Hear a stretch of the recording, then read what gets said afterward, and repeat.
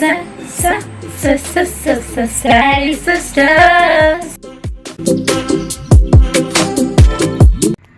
നമുക്കിന്ന് ചക്കപ്പഴം വെച്ചൊരു കിണ്ണിയപ്പം തയ്യാറാക്കിയല്ലോ. അതിന് വേണ്ട എന്തൊക്കെയാണെന്ന് നമുക്ക് നോക്കാം. ചക്കപ്പഴം, ചെറിയൊരു ബൗള് വറുത്ത അരിപ്പൊടി, ഒരു ചെറിയ ബൗള് തേങ്ങ, പഞ്ചസാര, അതിനോടൊപ്പം ചുക്ക് പൊടിച്ചതും 2-3 ഏലക്ക പൊടിച്ചതും. ഇതെല്ലാം നമുക്ക് ഒന്ന് മിക്സിയിലിട്ട് അടിച്ചിട്ട് കൊണ്ടുവരാം.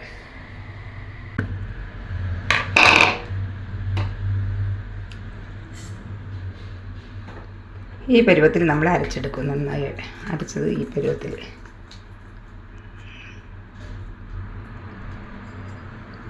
ഒരു പരുവത്തിൽ അധികം വെള്ളമാവാൻ പാടില്ല. ഈ ഒരു പരുവത്തിൽ നമ്മളത് അരച്ചെടുക്കുക. ഇതിലേക്ക് നമ്മൾ ഒരു നുള്ള് ഉപ്പിടുക. ഒരു നുള്ള് ഉപ്പിട്ട് അതിൻ്റെ കൂടെ ചുക്കും ഏലക്കയും പൊടിച്ചതും കൂടെ മിക്സ് ചെയ്യാം.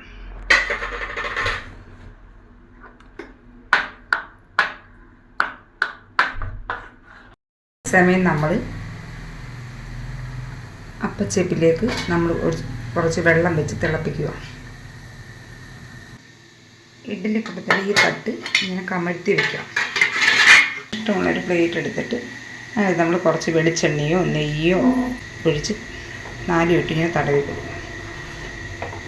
എന്ന് വെച്ചാൽ അത് നമ്മൾ ഈ കിണ്ണിയപ്പം ഒഴിച്ച് എടുക്കുമ്പോൾ സമയത്ത് നല്ലപോലെ ഇളകി വരാൻ വേണ്ടിയാണ് നമ്മളിങ്ങനെ എണ്ണ തേക്കുന്നത്. എന്നിട്ട് നമ്മൾ ഇത് പാത്രത്തിനോട്ട് ഇങ്ങനെ വെച്ച് കൊടുക്കുക. നമ്മൾ തയ്യാറാക്കി വെച്ചിരിക്കുന്ന കൂട്ട് കുറേശ്ശെ ഒഴിച്ചു കൊടുക്കുക. മാവ് ഒഴിച്ചിട്ട് നമുക്ക് ജസ്റ്റ് ഇങ്ങനെ ഒന്ന് ഷേപ്പാക്കി കൊടുക്കാം. എന്നിട്ട് വീണ്ടും നമ്മളിതങ്ങെടുത്ത് അടച്ച് വയ്ക്കുക.